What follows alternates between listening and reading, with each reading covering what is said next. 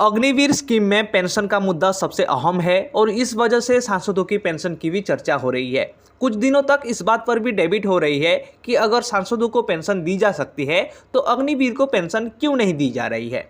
यहाँ तक कि कुछ पार्टियों ने ये सवाल उठाया कि सांसद और विधायक को मिलने वाली पेंशन की जगह अग्निवीर को पेंशन मिलनी चाहिए। कई नेताओं ने खुद इसमें अपना सपोर्ट भी जताया है। इसके बाद फिर से ये मुद्दा उठ गया है कि आखिर सांसदों को पेंशन मिल सकता है तो अग्निवीर को क्यों नहीं।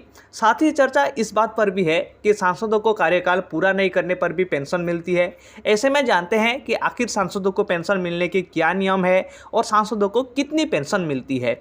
तो चलिए वीडियो को शुरू करते हैं। लोकसभा की ऑफिशियल वेबसाइट में संसद सदस्य सैलरी, भत्ता और पेंशन अधिनियम 1954 की धारा 8A में बताया गया है कि ऐसे हर व्यक्ति को पेंशन का भुगतान किया जाएगा जिसमें किसी भी अवधि तक अंतरिम संसद के सदस्य अथवा संसद के किसी भी सदन के सदस्य के रूप में सेवा की हो, उसे प्रति महीने पेंशन दी जाएगी। इससे ये समझा जा सकता है कि जैसे कोई व्यक्ति अगर कुछ दिन के लिए भी सांसद बनता है तो उसे जीवन भर पेंशन मिलती है। अगर कोई सांसद अपना कार्यकाल पूरा नहीं कर पाए तो उसे भी पेंशन का भुगतान किया जाता है।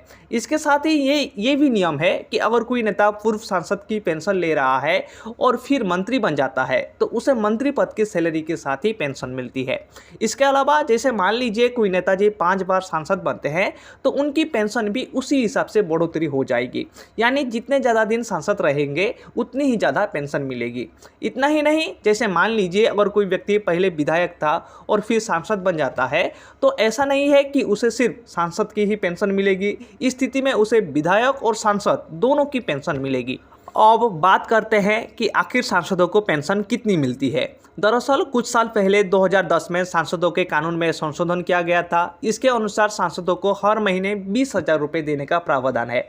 ये पेंशन हर किसी को दी जाएगी चाहे कार्यकाल पूरा भी ना हो। अगर कोई व्यक्ति 5 साल से अधिक सालों के अवधि तक सेवा करता है तो उसे 5 साल की अवधि के बाद हर साल में हर महीने 1500 रुपये के हिसाब से अतिरिक्त पेंशन दी जा सकती है। आई होप आपको मेंबर ऑफ पार्लियामेंट पेंशन के बारे में समझ में आ गया होगा। अगर आपको वीडियो अच्छा लगा है तो लाइक कीजिए, शेयर कीजिए और सब्सक्राइब करना बिल्कुल मत भूलिए। तब तक के लिए आप सभी को मेरे तरफ से जय हिंद।